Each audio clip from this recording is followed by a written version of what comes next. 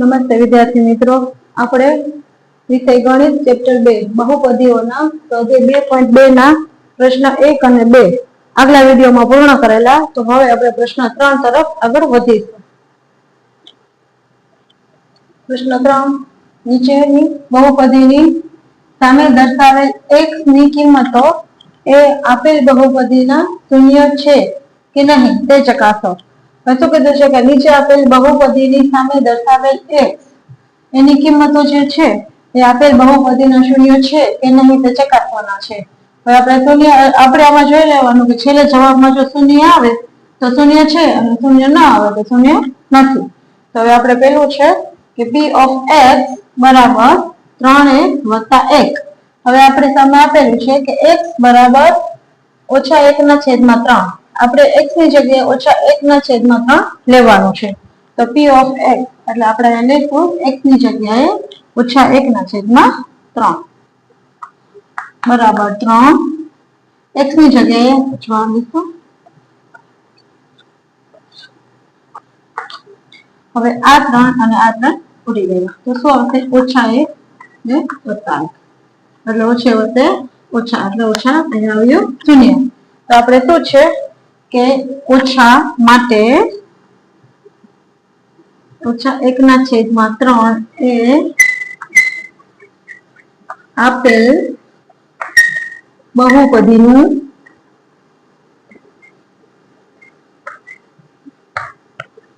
શૂન્ય છે. આવું આપણે લખવાનું. હવે પ્રશ્ન 2, p of x બરાબર 5x ઓછા 5. હવે આમાં આપણે x ની કિંમત આપેલી છે 4/5. તો p of x ની જગ્યાએ આપણે લઈશું 4/5 બરાબર 5. x ની જગ્યાએ 4/5 ઓછા 5. હવે આવી રીતે ત્યાં 5 અને 5 ઉડી ગયા તો આપણે શું રહ્યું? 4 ઓછા 5. હવે આપણે આમાં શું જવાબ આવ્યો છે? 4 ઓછા 5. એટલે હવે આપણે લખવાનું કે માટે 4/5 એ આપેલ બહુપદીના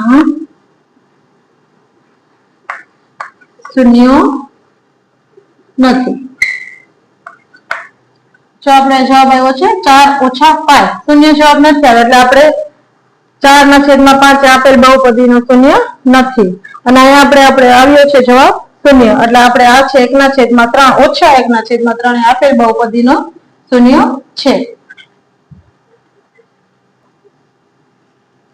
હવે દાખલો 3 છે p of x બરાબર x² ઓછા 1.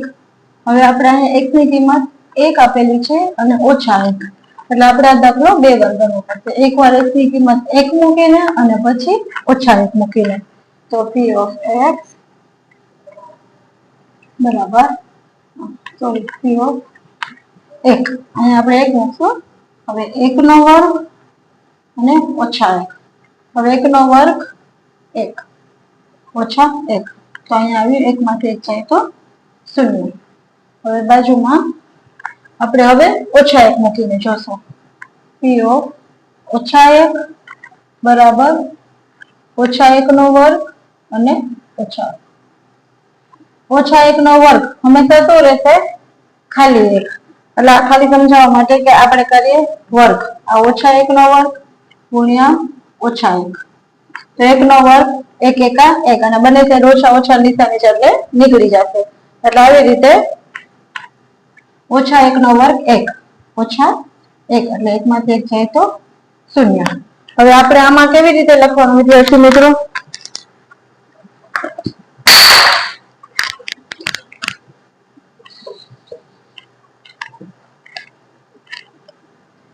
કે ઓછા 1 અને ઓછા 1 માટે 1 અને ઓછા 1 એ આપેલ બહુપદીના શૂન્યો છે. તો બંનેનો જવાબ આપણે શૂન્ય આવ્યો છે એટલા માટે. હવે બીજો છે p of x બરાબર x વત્તા 1 અને x ઓછા 2. તો હવે આપણે શું કરવાનું છે? x ની કિંમત પહેલા ઓછા 1 મૂકવાની છે. આમાં પણ ઓની જેમ જ છે અને પછી x ની જગ્યાએ 2 મૂકીને 2 વખત દાખલો કરવાનો છે. હવે p of x ની જગ્યાએ આપણે પહેલા મૂકીશું ઓછા 1 કૌંસમાં x ની જગ્યાએ ઓછા 1 વત્તા 1 અને બીજા કૌંસમાં ઓછા 1 અને ઓછા 2. હવે ઓછા વત્તે ઓછા એટલે શૂન્ય. અહીંયા ઓછે ઓછે વત્તા એટલે 2 ને 1 3. કેવા? ઓછા 3. હવે આનો નાનો ગુણાકાર થશે. 3 ગુણ્યા 0 એટલે 0 શૂન્ય. હવે આપણે પછી 2 મૂકીને પાછળ લખવું પડશે. p of 2 x ની જગ્યાએ 2 મૂકીશું. 2 વત્તા 1 અને 2 ઓછા 2. વત્તે વત્તે વત્તા એટલે 2 ને 1 3. પછી વત્તે ઓછે ઓછા એટલે 2 માંથી 2 જાય તો 0. હવે 3 ને 0 હારે ગુણીએ તો 0. એટલે આમાં પણ આપણે બંનેનો જવાબ 0 આવ્યો એટલે આપણે શું લખીશું? માટે ઓછા 1 અને 2 એ આપેલ બહુપદીના શૂન્યો છે.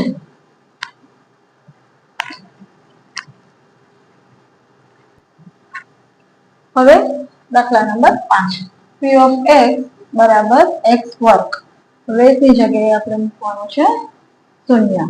એટલે p of x ની જગ્યાએ 0 બરાબર 0 નો વર્ગ. 0 નો વર્ગ હંમેશા 0. હવે શું છે? માટે 0 એ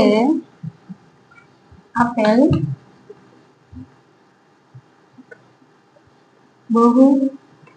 બહુપદીના શૂન્યો છે. પછી 6 નંબરનો દાખલો p of x બરાબર lx વત્તા m. x બરાબર ઓછા m ના છેદમાં l. હવે આપણે x ની જગ્યાએ ઓછા m ના છેદમાં l મૂકવાનું છે. p of x ની જગ્યાએ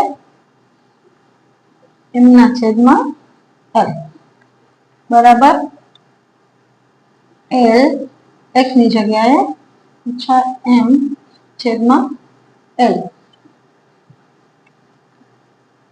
વત્તા m.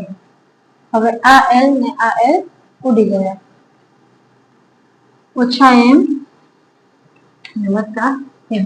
ઓછે વત્તે ઓછા એટલે આવ્યું 0 0. એટલે માટે ઓછા m ના છેદમાં l એ આપેલ બહુપદીના શૂન્યો છે. અહીંયા વત્તા l છે વિદ્યાર્થી મિત્રો. આ ઓછા m અને ઓછા l વચ્ચોવચ ઓછાની નિશાની આપેલી છે એટલે ઓછા m થશે ને ઓછા l એટલે આ વચ્ચે ઓછે એ બંને ઉડ્યા છે એટલે એવી રીતે ઉડી ગયા છે. અને અહીંયા ઓછા m એટલે ઓછા m ને વત્તા m એટલે એવી રીતે છે.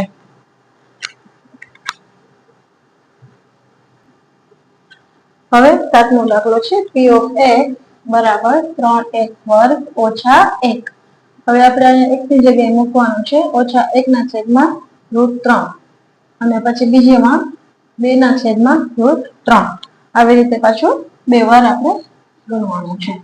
આવી રીતે આપણે પહેલા વાલે p of x ની જગ્યાએ 1 ના છેદમાં √3 ઓછા છે 3 x ની જગ્યાએ ઓછા 1 ના છેદમાં √3 અને વર્ગ અને ઓછા 1. હવે આપણે આ 3 ઓછા 1 નો વર્ગ થશે 1 અને આ √3 નો વર્ગ થશે 3 ઓછા 1. હવે આ 3 અને આ 3 ઉડી જશે. ઓછા 3 હતા, અહીંયા ઓછાની નિશાની હતી એટલે. અને આ 1 ઓછા 1 વચ્ચે ઓછે ઓછા એટલે અહીંયા હવે 0. હવે આવશે, હવે આપણે લઈશું 2/√3. આપણે અહીંયા લઈએ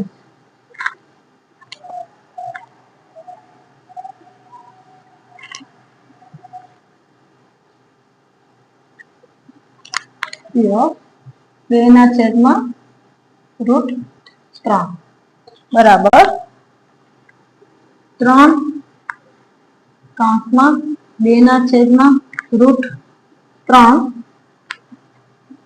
અને એનો વર્ગ ઓછા 1 આવી રીતે. તો હવે 3 ના 3, 2 નો વર્ગ 4 અને √3 નો વર્ગ 3 ઓછા 1. હવે આ 3 ને આ 3 ઉડી જશે એટલે 4 ઓછા 1.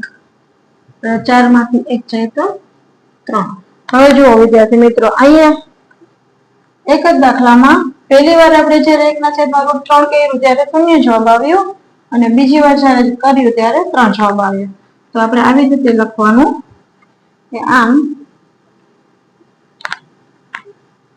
ઓછા 1/√3 ઓછા 1/√3 એ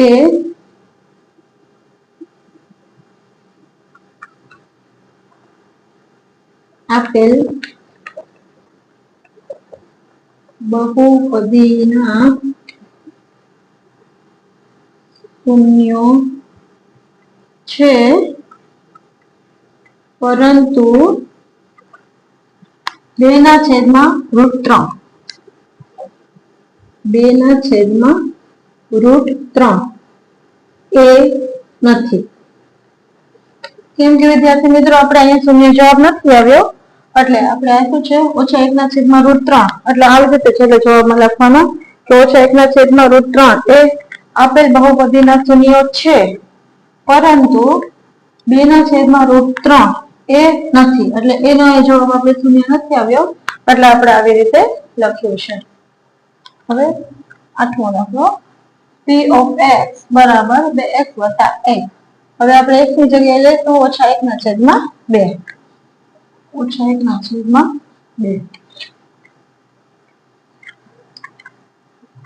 બરાબર 2. x ની જગ્યાએ લઈશું 1/2 વત્તા 1. આ ઓછાની નિશાની વચ્ચે હોય એટલે આ ઓછા લખાય ને આ ઓછા લખાય. હવે આ વત્તા ને ઓછા એટલે આ બંને ઉડી ગયા. ઓછા 1 વત્તા 1 ઓછા વત્તા ઓછા એટલે અહીંયા શું આવ્યું જવાબ આવ્યો 0. એટલે આમ ઓછા 1/2 એ આપેલ બહુપદીના શૂન્યો છે.